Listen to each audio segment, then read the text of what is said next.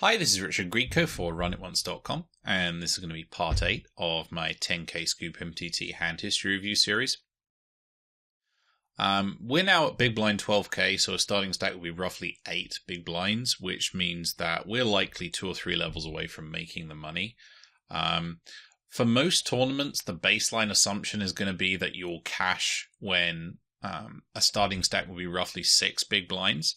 But some events are going to have characteristics like structure and field size and so on and so forth, which are going to move the needle in one direction or the other.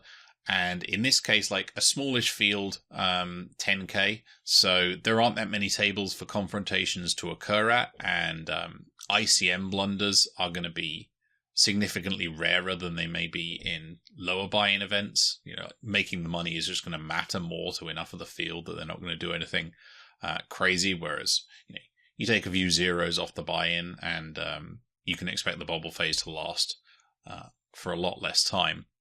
And that's useful information, I think, to keep in the back of your mind, because it can help you plan out when you expect to be playing various different phases of the tournament and how you want to set yourself up to have the best chance. In an ideal world, obviously, there's only so much planning you can do, but it's nice to have an idea of what you expect to occur for the medium term ahead, at least, so that it can potentially inform close decisions that you might have at any given point in time. We're going to dive right into the action. Here, I think, is kind of close between... I can live with all 3 options. Honestly, like, the hand's weak and relatively disconnected, so I don't hate folding. We also, like, in a tournament, you're a little bit incentivized to shy away from marginal spots. Limping is reasonable. I think our hand flops okay. And yeah, folding is fine. Opening, going for the straight steal is also kind of reasonable. Worth noting that bit too easy being on the short stack is obviously going to disincentivize me from opening, because he's going to be playing a more aggressive strategy. But that's a little bit counteracted. I would say basically cancelled out, actually, by the fact that Frecknell is going to be 3-betting at a lot less lower of a frequency than you will see in an equilibrium output. So, for example, going over to Solverland, if I were to open, then when it folds around to Frecknell, or if it folds around to Frecknell, he's going to be 3-betting 13% of the time. There's no way that's happening kind of near the bubble in a 10k when we both have just like below average stacks. So I would expect to face marginally less pre-flop aggression in reality, even accounting for bit too easy. And if I create a hand class for kind of like 2 Broadway cards and then a mid pair that's single suited, we're V-pipping roughly half the time, never limping.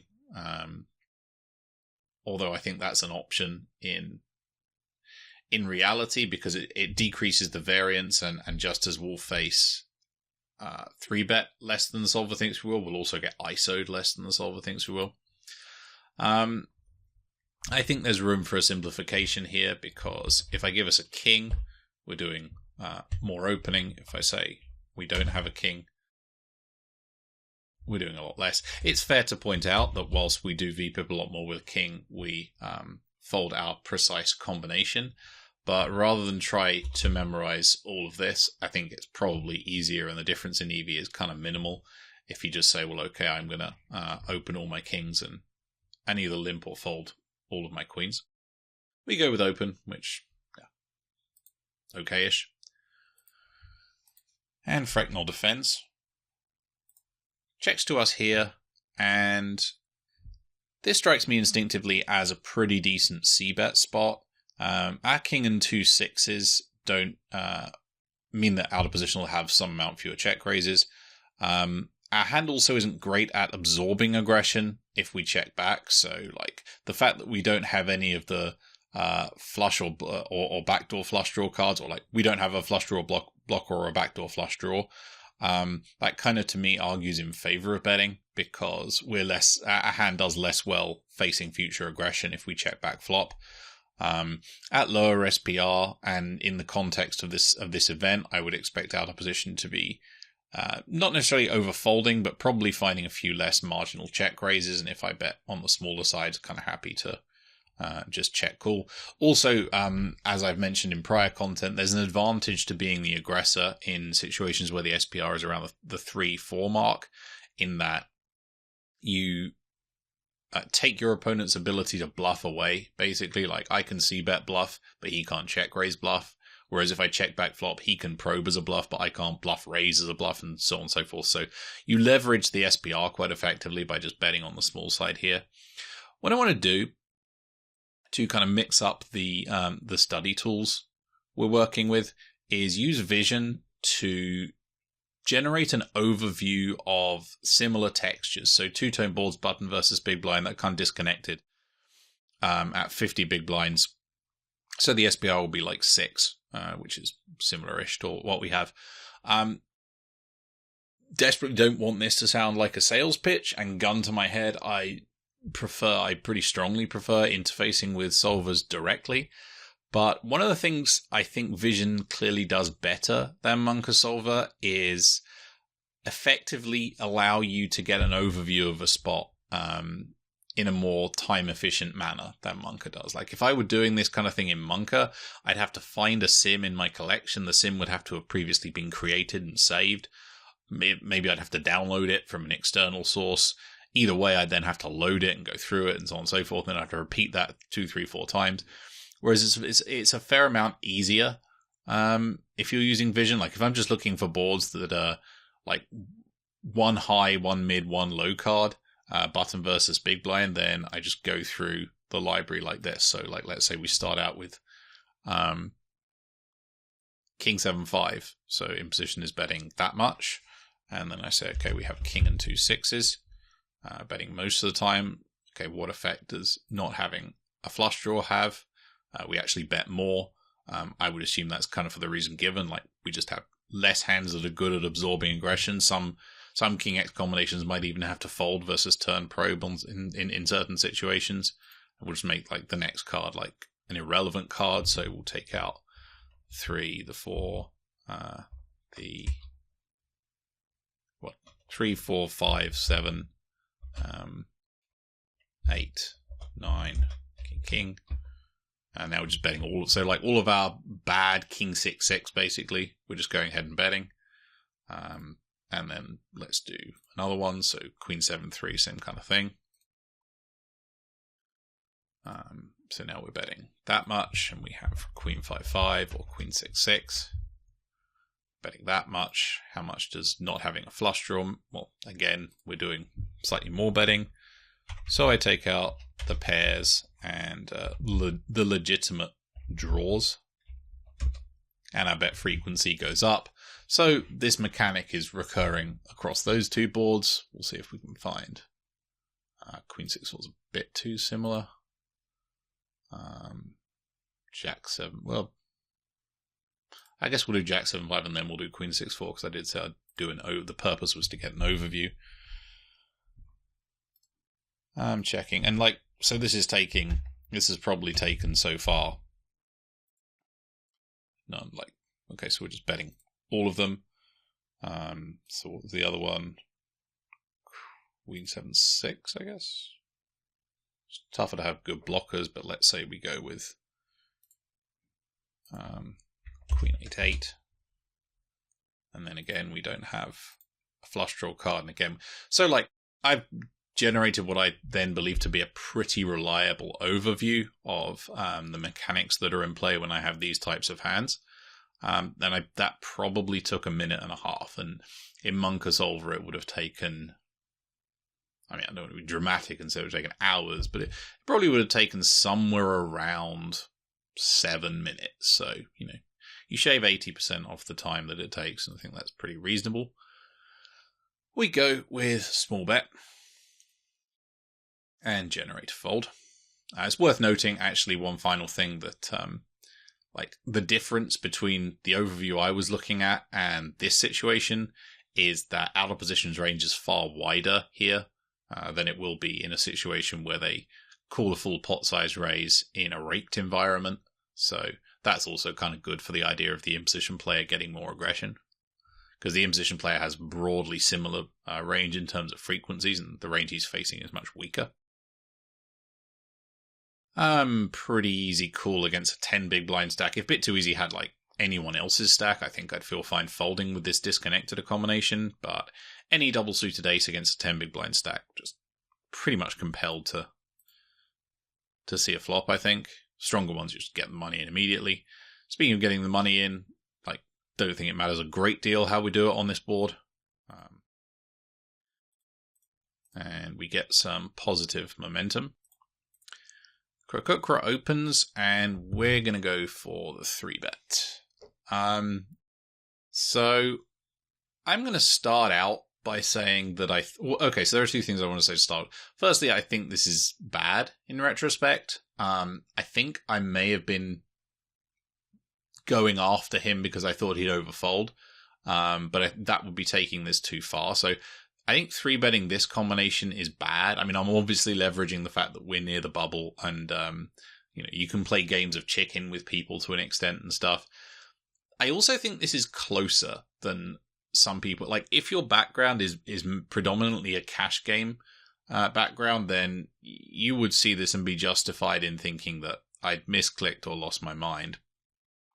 And while those are definite possibilities, it's worth making the more general point that 3-bet ranges work differently in a tournament, and the way in which they work differently is going to accommodate 3-betting a hand such as mine with the awful ace king XX, basically.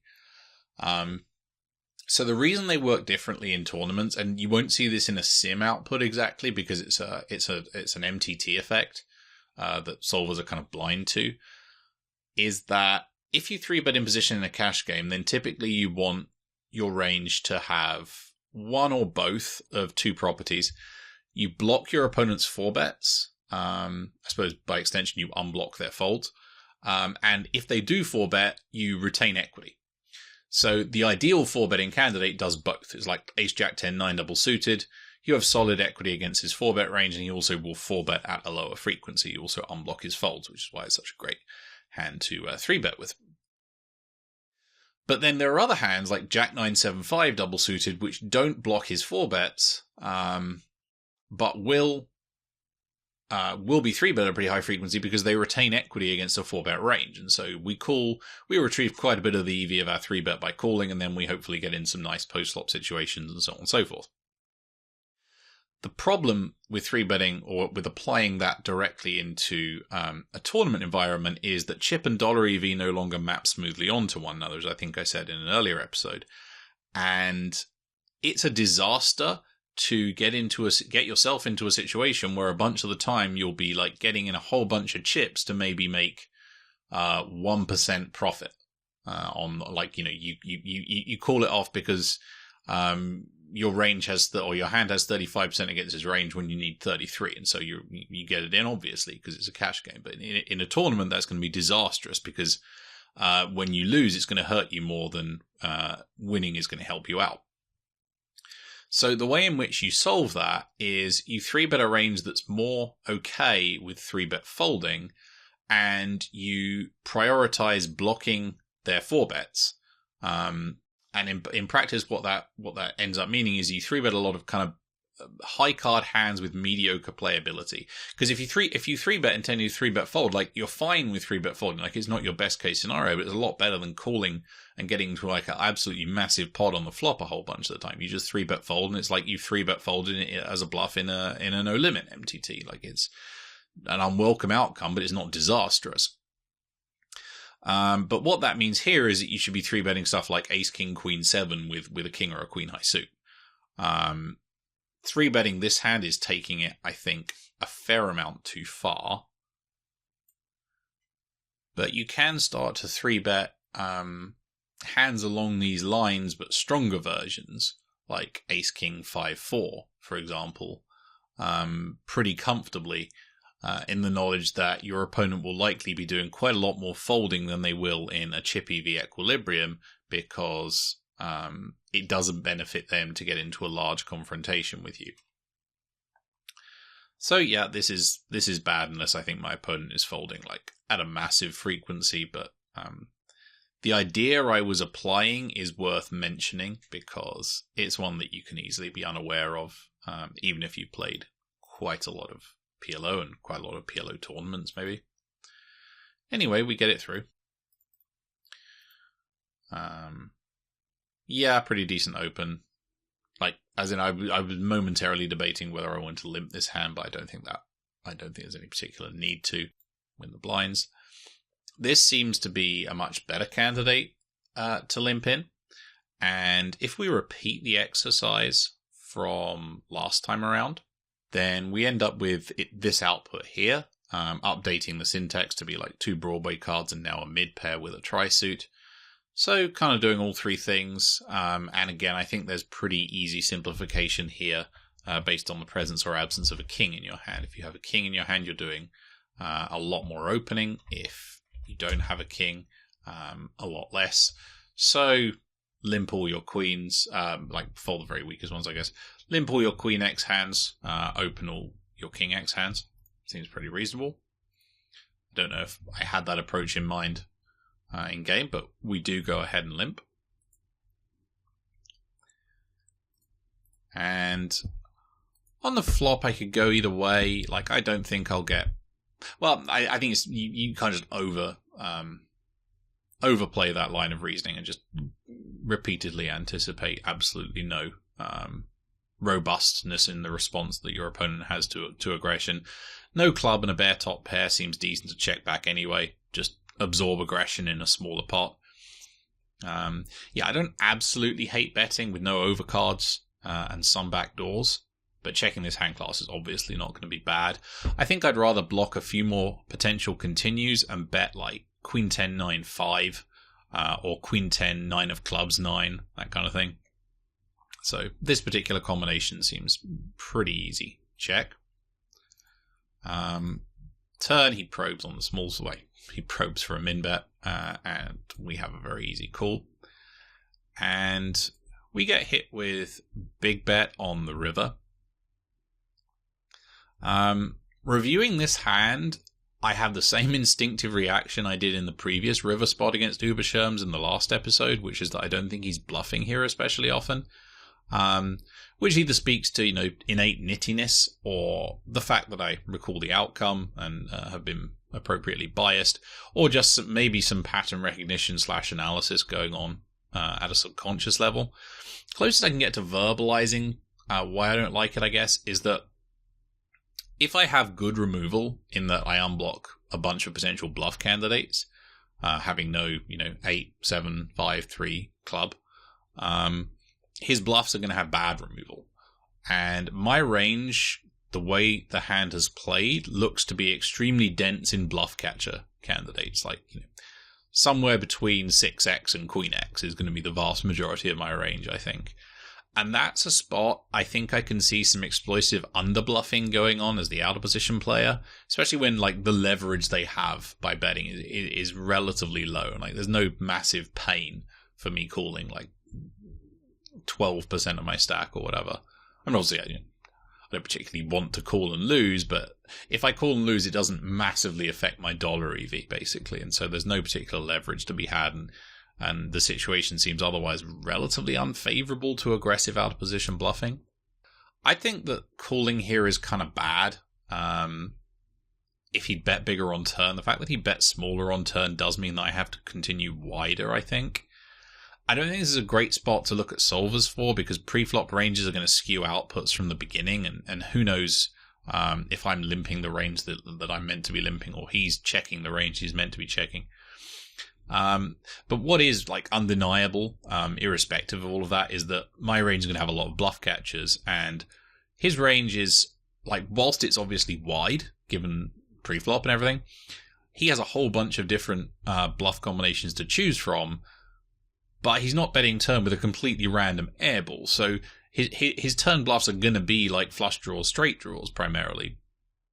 So he can choose not to bluff flush draws because they have bad removal, or straight draws because they have bad, but he's got to bluff something. So he's basically going to be forced to end up bluffing hands that block some potential draws.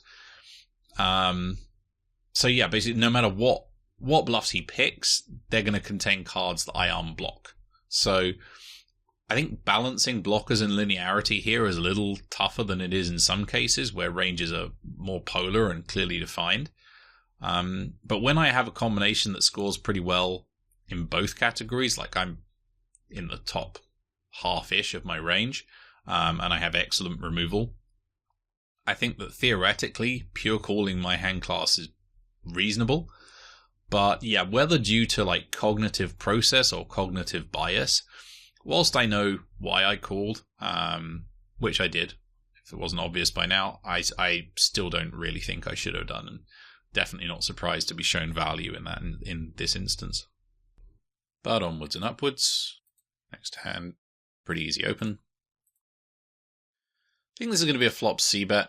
Solvers are typically quite heavily averse to betting a hand containing the backdoor nut flush draw if that hand can't call a check raise, because then they run the risk of being check raised off it. But I think that, firstly, when the SPR decreases, then the future value of flush over flushing someone goes down too. And so the effect that, or the weight that effect will have goes down along with it. Secondly, I think that also applies more when you have a hand with a little bit more value. So like if we have 7x with the backdoor nut flush draw here, I don't think we're doing much betting at all, because it has some other components which give it some value, basically, and we like to bet weaker ones like 7x with a diamond and no spades, like that kind of thing.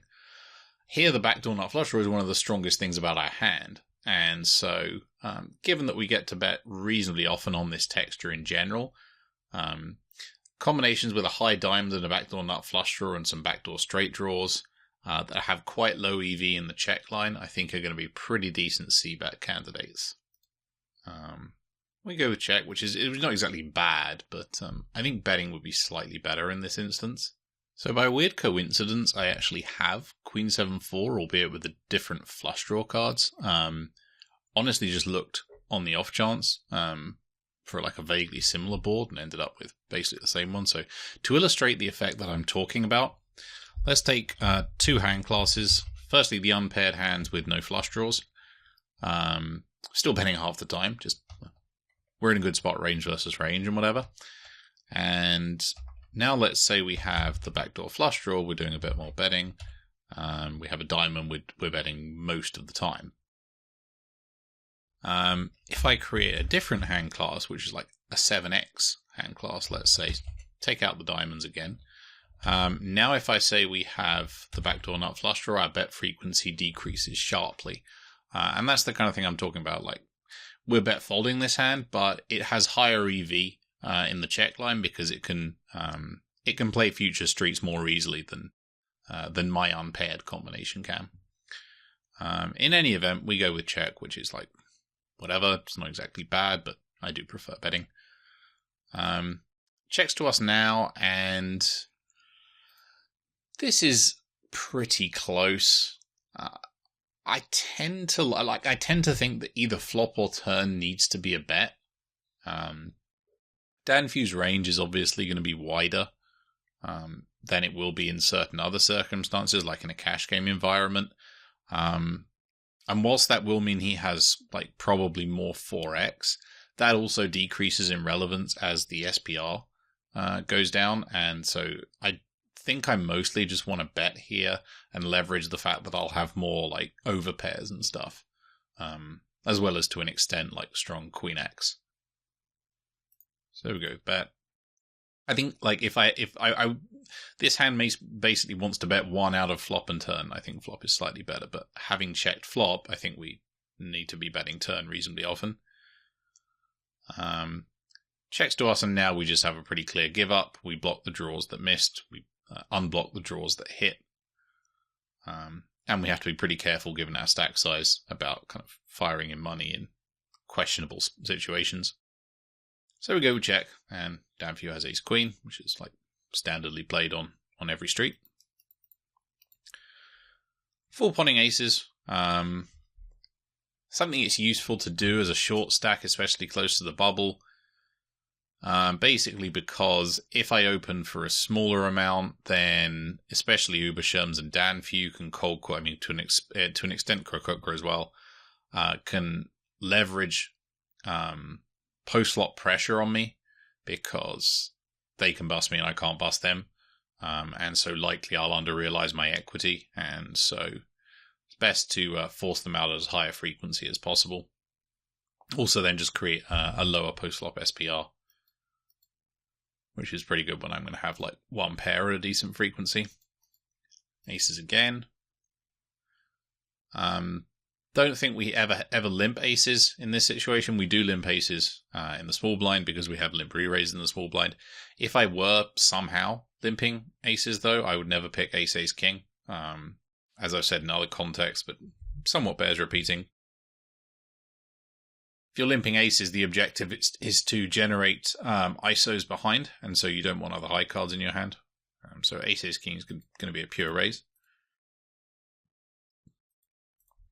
Uberschirm's defense, we have a very standard check on flop, I think. And we go with smallish turn delay c-bet. This seems a little bit on the lazy side. I would imagine this hand functions better as a check back, bet some brick rivers, defend against river, double delay stab from Uberschirm's. I don't unblock any of the most probable value combinations. I guess I can get value from some Jack X and stuff. And I can have some 10x in my range. I can even have some 10-8 in my range potentially. But yeah, this just seems like I can think of hands I'd rather bet, basically. I'd rather bet value combinations that were potentially more vulnerable to being outdrawn by weak hands on the river, or hands with blockers to Uberschirm's potential check raises. And I don't think this hand has either, basically. But we get it through. Next hand, Uberschirm's opens under the gun 5-handed. Cold calls. And we're going to go for a squeeze in the small blind. This probably looks the more insane cousin of the ace-king 5 deuce. Honestly, I still kind of like this play. We're about an hour away from the bubble bursting. It's going to be a pretty miserable hour if I'm one of the short stacks. Min cash is two buy-ins, so there's going to be a lot of potential leverage for the larger stacks to pile on the pressure in such a way that my near-term win rate in BB100 is likely in the negative. If we were on the pure bubble, then obviously so much of my total EV is wrapped up in just cashing that I need to ensure that I do. But I'm not in a position to fold my way into the money. Big blind 16k, and as earlier mentioned, I would expect in a tough field 10k where cashing matters to people, and for people to play the ICM, to make ICM decisions pretty well. Typically, it takes a little while longer to make the money, so we're looking at a couple of levels, most likely, depending on exactly where we are during this one. So I'm going to need to accumulate chips, and I currently have 20 big blinds. There's a capped range in the pot when cold calls, and if I squeeze, I expect Uberschirm's to be folding a whole bunch of the time. So I'm going to refer to Munker for kind of some objective opinions on all of this wildness. So MP 6-handed under the gun, 5-handed opens 19%. I could imagine Uberschirm's going a little bit wider than this, but we'll stick with it for now. Button is also cold calling pretty tight. You know, Crook in this spot, who really knows? But again, this is what we're working with. And then versus squeeze from the small blind. Uberschirm's is folding. I mean, he's playing fold or shove in this particular sim. So in reality, I'm pretty sure he's folding more. I'm pretty sure also that he's going all in less. So the EV of 3-betting will be lower in the sim because I generate less immediate fold equity, and also I never get the scenario where he calls and the flop is a board where he has some equity that I shove and he has to fold it. If he does fold, then Krukukra, very similar frequencies. He might fold a little bit less than Ubershirms closing the action, but he will also go all in a lot less, so same comments apply. So basically this sim is set up with slightly disadvantageous characteristics structurally for the idea of squeezing light.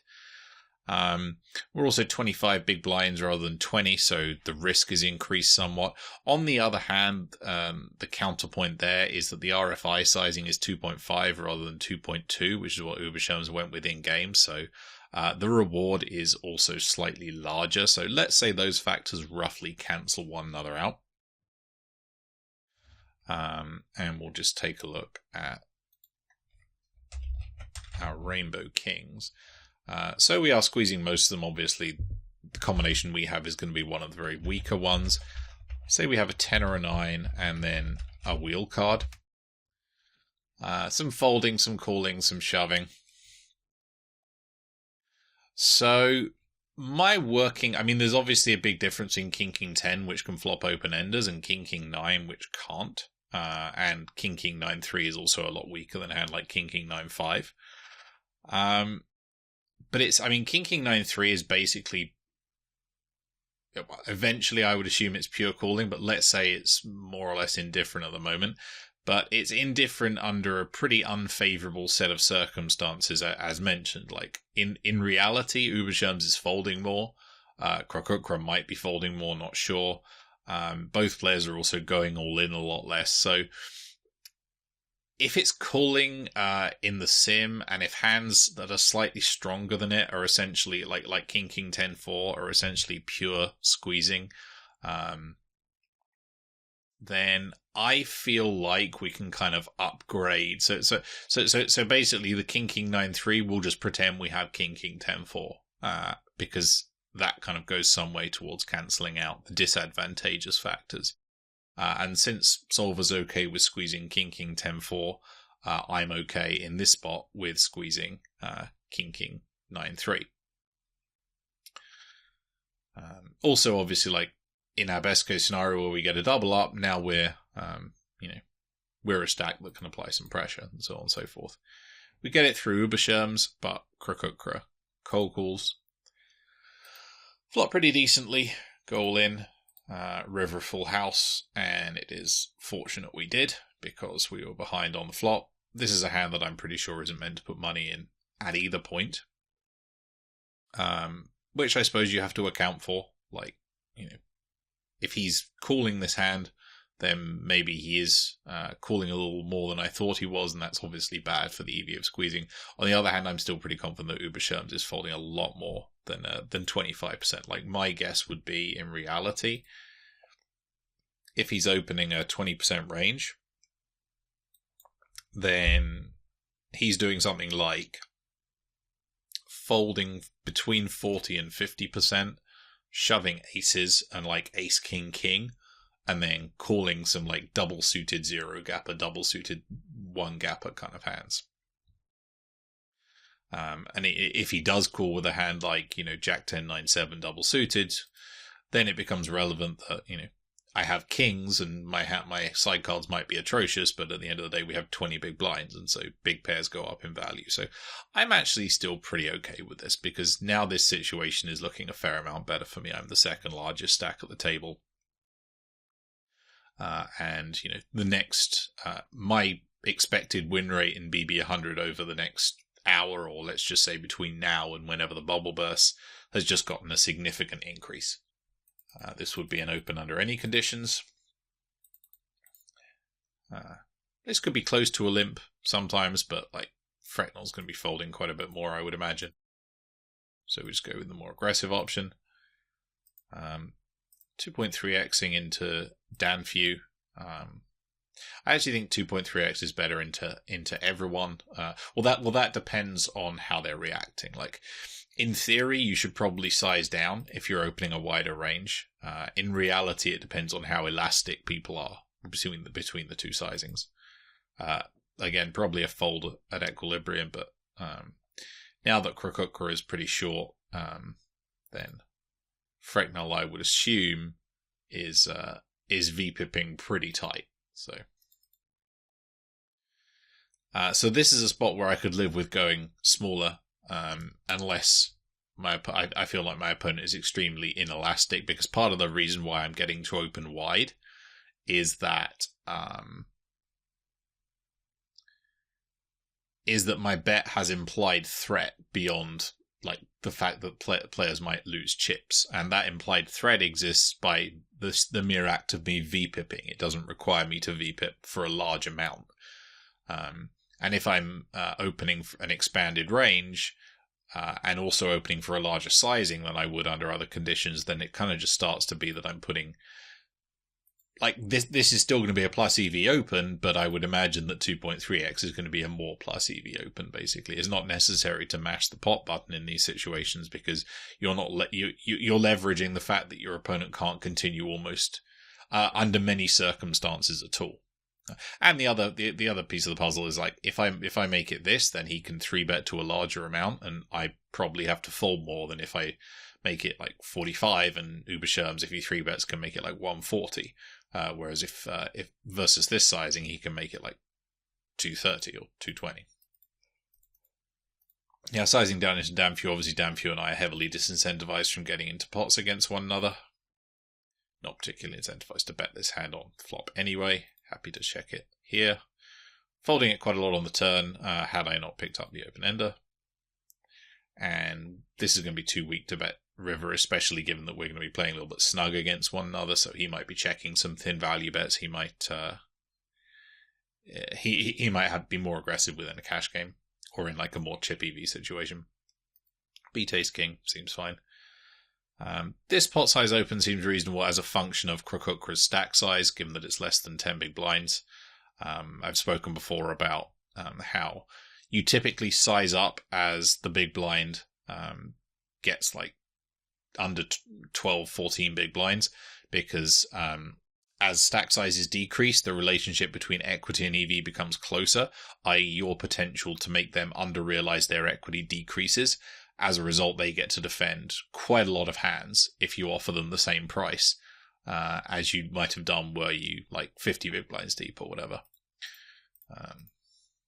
So we open like the high card hand basically and get it through. Obviously opening this.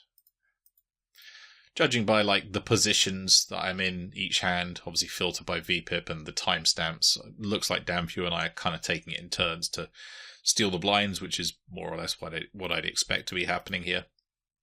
And you can kind of see, like, obviously squeezing the kings and getting a double up was my best case scenario, but as a more or less direct consequence of it, I've landed in a situation where my near-term win rate is just massive compared to had I not done so, and then I'd be in kind of Frecknell's position right now.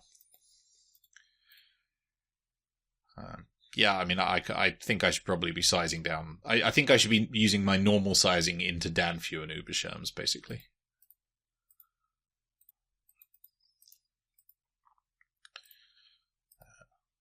We flop just about enough to get the rest in with SPR of under 1, like gut shot and overcard.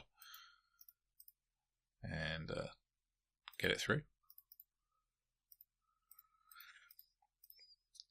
Running it now against Frecknell, and almost not too unhappy to lose here. Obviously, if the bubble bursts, then we're back playing chip EV with everyone else. Probably wouldn't have minded winning either. It was a 300k pot, but if the pot had been like 100k, let's say, then I'd probably have been actively hoping to lose. Here I think 30k with more or less range is pretty good. I'd imagine he 3-bets basically all his ace king pre-flop. So when I have queens and jacks, I remove some of his stronger overpairs. My 5 gives me, a little bit of removal against some other hands he'll have and not fold. Thing is, I think he's just very inelastic between 30 and 45. And so 30 seems to make the most sense. Like typically on this SPR, you have the out of position player having like shoves and checks, but obviously on like a relatively dry paired board that changes. Well, not obviously, but that tends to change on dry lockdown boards. probably getting to the point where I'm fine potting into Uberschirms too.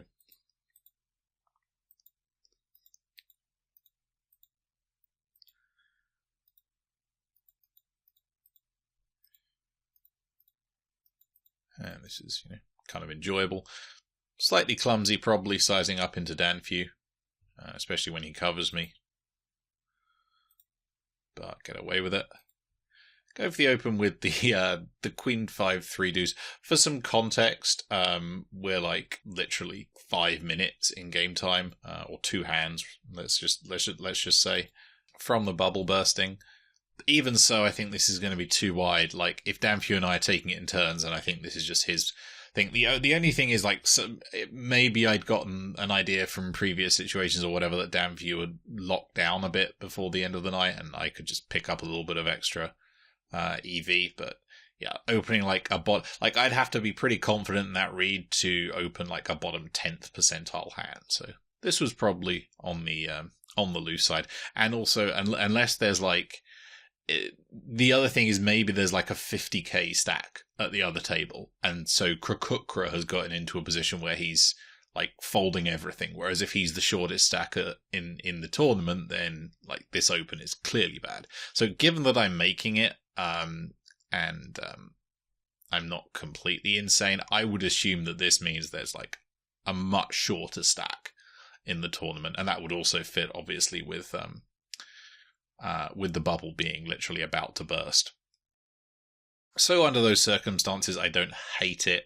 I'm initiating a little bit of a game with Danfu, a game of chicken with Danfu, and just kind of hoping he isn't, like, he's disinclined to, like, slam 300k in my face, basically, and make me, and put me in a super nasty situation.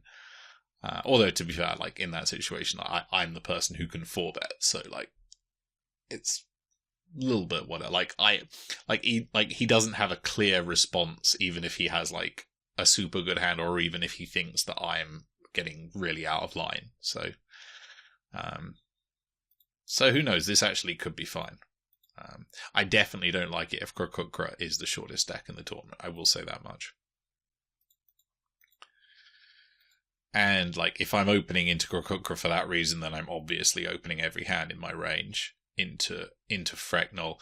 Like, Danfu folding, maybe I did have an idea, or had somehow observed or intuited, or, I don't know, psychically found out that he locked up for the night a little bit. Possibility. And so sadly the bubble's now burst. It's the start of day 2, and all the fun and games are over from my perspective. Did manage to chip up to 1 million during the bubble, which was kind of nice. Seems like a pretty natural wrapping up point for this video. So I'll be back next time with the start of day 2. As always, questions, comments, feedback all gratefully received in the thread below or elsewhere. And until next time, this has been Richard Grieco for RunItOnce.com. Take care.